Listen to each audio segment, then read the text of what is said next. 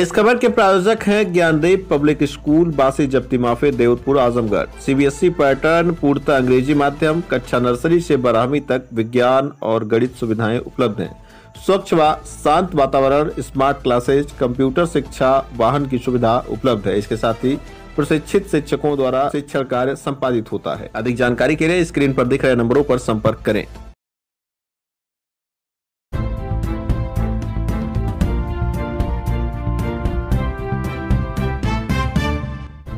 नमस्कार, आप देख रहे हैं तेज न्यूज। मैं हूं आपके साथ विनोद राजभर। आइए शुरू करते हैं खबरों का सिलसिला। तमसा के पावन तट पर बसा आजमगढ़ पूर्वांचल की धड़कन है। संतों, मनीषियों और आजादी के परवाने जहां मिट्टी की खुशबू में आज भी बसते हैं। यह भूमि ऋषि मुनियों, विचारकों और स्वतंत्रता सेनानियों की तपोस्थली मानी जाती है, जिसकी सांस्कृतिक परंपरा लोक भाषा, कविता और तहजीब में झलकती है। मुगल काल से लेकर आधुनिक दौर तक शिवली नेशनल कॉलेज जैसी शैक्षिक पहचान और गंगा घाघरा के बीच की उपजाऊ धरती से विशिष्ट बनाती है। आजमगढ़ जहां परंपरा भी जवान है और सपने भी। पूर्वांचल का दिल आजमगढ़ है, संस्कृत, शिक्षा और हौसले का घर आजमगढ़ है। आजमगढ़ में आपको एक से बढ़कर एक चीजें देखने को मिल सकती है, लेकिन आज हम आजमगढ़ के उस क्षेत्र की बात करने जा रहे हैं जो बेहद ही कमजोर और गरीब अभी भी बना हुआ है। दरअसल आजमगढ़ के गोपालपुर विधानसभा के देवरांचल क्षेत्र में आज भी गरीबी इस कदर हावी है, जिसका जीता जागता उदाहरण आप अपने टीवी स्क्रीन पर देख पा रहे होंगे। देवरांचल में आज भी गरीबी चरम पर है। यहाँ का इंफ्रास्ट्रक्चर आज भी बेहद ही कमजोर है। यहाँ पर आपको कभी कभार ऐसे भी दृश्य देखने को मिलेंगे जहाँ बच्चे नाव में बैठकर पढ़ते हुए आप जाते हुए नजर आ जाएंगे। यही नहीं, प्रतिवर्ष बाढ़ की वजह से यहाँ के लोगों का जीवन अस्त व्यस्त हो जाता है, लेकिन सरकार इस पर कोई ठोस कदम उठाने को तैयार नहीं है। इन सब समस्याओं को लेकर लोग नेताओं से उम्मीदें लगाते हैं। अब विधानसभा चुनाव नजदीक है, इससे पहले पंचायत चुनाव होने हैं। तमाम लोग जनता के बीच जा रहे हैं और अपनी अपनी बातें लोगों तक पहुंचा रहे हैं। इसी कड़ी में लगातार जनता के बीच पहुंच रहे अब्दुल मन्नान से हमने खास बातचीत की है। उन्होंने जनता के दर्द को समझा है और तेज न्यूज द्वारा दिए गए इंटरव्यू में उन्होंने कई बातें बताई हैं जिनको आपको भी सुननी चाहिए। तो आइए देर न करते हुए सीधे हम आपको विनोद राजभर की ये खास रिपोर्ट दिखाते हैं। नमस्कार, तेज न्यूज देख रहे हैं आप। मैं हूं आपके साथ विनोद राजभर। इस वक्त हम लोग मौजूद हैं आजमगढ़ जिले के गोपालपुर विधानसभा क्षेत्र में। आप फ्रेम में हमारे साथ देख रहे होंगे अब्दुल मन्नान जी हैं, जो यहाँ पर लगातार समाज सेवा का कार्य संभाल रहे हैं, एक तरह से कह लें। और चूंकि गोपालपुर विधानसभा क्षेत्र में सबसे बड़ी जो समस्या है वो बाढ़ की समस्या है, जो मुझे जहाँ तक जानकारी है कि बरसात के दिनों में यहाँ बाढ़ आती है और कटान से लोग परेशान हो जाते हैं। तो यहाँ पर जो है काफी बड़ी समस्या ये है। इन तमाम समस्याओं को लेकर के हम आज इस बात पर चर्चा करेंगे कि आखिर जो है आने वाले समय में अब्दुल मन्नान जी यदि जनता इनको मौका देती है या फिर जनता के बीच जिन मुद्दों को लेकर के ये जाते हैं उनको जनता पसंद करती है या नहीं पसंद करती है, उन चीज़ों पर हम बातचीत करेंगे और इनका क्या आगे का प्रोग्राम क्या है, इन सब चीज़ों पर हम बातचीत करेंगे। अब्दुल मन्नान जी, पहले तो बहुत बहुत स्वागत है। एक छोटा सा अपना परिचय दीजिए। आप कहाँ के रहने वाले हैं, कैसे आप क्या काम करते हैं? मैं अब्दुल मन्नान, ग्राम ककराटा, जिला आजमगढ़ का रहने वाला हूँ। अभी वर्तमान में आप शायद ग्राम प्रधान हैं। जी, मैं ककराटा का ग्राम प्रधान। तो क्योंकि विधानसभा क्षेत्र आपका गोपालपुर है तो आप काफी घूमते रहते होंगे। हालांकि मुझे कुछ लोगों ने बताया कि ये सदर विधानसभा में आपका गांव पड़ता है, लेकिन तैयारी शायद आप गोपालपुर से कर रहे हैं। तो क्षेत्र में घूमते हैं तो सबसे मुख्य समस्या क्या नजर आती है? जो हम लोगों को बताई जाती है वो बाढ़ की समस्या बताई जाती है। चूंकि आप कह रहे हैं कि हम जमीन पर उतरते हैं, तो जमीन पर आपको क्या क्या समस्याएं फेस करनी पड़ती हैं? जैसे हम लोग देवारे की समस्या तो बहुत बड़ी समस्या है। जैसे वहाँ बाढ़ आती है और जमीन, गांव सब बहा के लेके जाती है। लेकिन आजमगढ़ के जनप्रतिनिधियों की ये दशा है कि उनसे लोग बात करना चाहते हैं तो ये लोग प्रतिनिधि लोगों की ये दशा है कि वहाँ जाके बात सुनने के लिए तैयार नहीं है। मैं गया था देवारे में, एक 10-12 गांव का पुल था, जो है छोटा सा पुल था, वो टूट गया। वो लोग कह रहे थे कि हम लोग वर्तमान माननीय विधायक जी से कहते कहते थक गए हैं, लेकिन इस पुल की तरफ उनका ध्यान नहीं जा रहा है। दूसरी बात यह है कि बाढ़ के साथ साथ वहाँ बिजलियों की समस्या है। अभी मैं दीवारे में गया था तो छोटे छोटे गांव हैं जो है, वहाँ पे बिजली जो है 1-1 महीने से बिजली नहीं है। ट्रांसफार्मर जले हुए हैं, ट्रांसफार्मर को कोई चेंज करने के लिए जो है वहाँ के जेई और वहाँ के जो बिजली विभाग के लोग हैं, कोई उन गरीब लोगों की बात सुनने के लिए तैयार नहीं है। तो ये तो सबसे बड़ी समस्या है। शिक्षा है, मेडिकल है, उसके बाद रोड है, बिजली है। बताइए, अगर बिजली नहीं है, अगर जिस गांव में बिजली नहीं पहुंचेगी वहाँ के बच्चे पढ़ेंगे कैसे?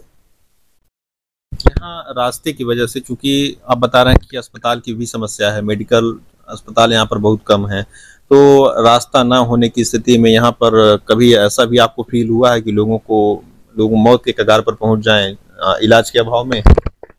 जो कि दीवारे की ये दशा है कि वहाँ से लोग आजमगढ़ शहर आते आते 2 से 2.5 घंटे लगते हैं, तो मौत के करीब पहुँच जाते हैं लोग, और हो भी जाती है मौत।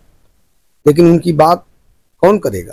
क्योंकि यहाँ का जनप्रतिनिधि है गोपालपुर का, उनके अलावा और कौन करेगा भाई? जिसको हम वोट दिए हैं, जिसको हम विधानसभा और पार्लियामेंट में भेजे हैं, हम तो उन्हीं से बात करेंगे। क्या लगता है आपको, जो वर्तमान विधायक हैं नफीस अहमद, वो कोई काम नहीं करते हैं? भाई आप जनता से पूछ लीजिए, जनता खुद आपको बता देगी कि काम कर रहे हैं। जनता के बीच में आप भी जाते हैं, तो आपको क्या नजर आता है? हम लोगों से जनता यही कह रही है कि भाई हमारी बात कोई सुनने के लिए तैयार नहीं है।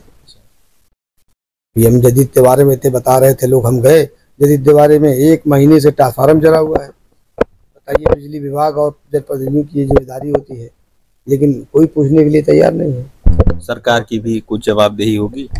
1000% ये पूरी सरकार की और वहाँ के जो जनप्रतिनिधि हैं उनकी, दोनों लोगों की जवाबदेही है। अच्छा, चूंकि आप क्षेत्र में घूम रहे हैं तो लोगों के बीच जा रहे हैं, स्कूल्स को लेकर के क्या कहेंगे? क्योंकि अभी कुछ दिन पहले हमने वीडियो देखा कि कुछ बच्चे एक नाव पे बैठकर पढ़ने जा रहे थे, और जहाँ शिक्षा नहीं है, जाहिर सी बात वहाँ रोजगार नहीं है, तो कैसे यहाँ के लोग शिक्षित होंगे? चूंकि अगर इस तरह से समस्याएं रहेंगी और रास्ता नहीं आने जाने के लिए रहेगा, तो आपको क्या लगता है? इस चीज़ पे खास तौर से जब तक शिक्षा नहीं आएगी, जब तक हम लोग तरक्की नहीं करेंगे, हमारा देश तरक्की नहीं करेगा, पूरा गोपालपुर नहीं, पूरा जिला तरक्की नहीं करेगा। तो इस पर सरकार और जनप्रतिनिधि दोनों लोगों की जिम्मेदारी है, शिक्षा पे ध्यान दें, ताकि जो छोटे छोटे बच्चे हैं वो पढ़ें, पढ़ के अपने गांव, अपने देश, अपने ज़िले के लिए कुछ अच्छा काम करें, अपने ज़िले का नाम रोशन करें, तब जाके हम लोग की तरक्की होगी। अच्छा, अब हम मुद्दे पर आते हैं। दरअसल जो आप तैयारी कर रहे हैं, आपने बताया अभी थोड़ी देर पहले कि हम जनता के बीच में घूम रहे हैं, तो आप किस चीज़ की तैयारी कर रहे हैं? क्या आगामी चेहरा आप हो सकते हैं जनता के बीच, विधायक का विधानसभा लड़ सकते हैं? हम लोग तैयारी कर रहे हैं विधानसभा की, और जनता की बात हम उनके वकील बन के हम लोग उनका काम करेंगे। अगर हम लोग जिस पार्टी से लगे हुए हैं, कामयाबी मिली, हम लोग को टिकट मिला, हम लोग चुनाव लड़ेंगे, तो जनता का पूरा काम एक वकील की हैसियत से किया जाएगा। अच्छा, जनता क्या उम्मीद करे? जैसे क्योंकि अब आप राजनीति में एक तरह से उतर ही चुके हैं, राजनीति में क्या, विधानसभा के चुनाव में, तो जनता क्या उम्मीद करे? किस पार्टी से आप चुनाव में आ सकते हैं? क्योंकि अभी तो आपने कोई कंफर्म नहीं किया कि हम इसी पार्टी से रहेंगे। क्या उम्मीद करे जनता आपसे? हम लोग जो है पार्टी कंफर्म करती है। हम लोग विधानसभा में, गोपालपुर की विधानसभा में हम लोग बसपा से तैयारी कर रहे हैं, और अल्लाह ने चाहा तो हम लोग चुनाव लड़ेंगे। सिर्फ बहन जी का आदेश रहेगा तो हम लोग गोपालपुर में चुनाव लड़ेंगे।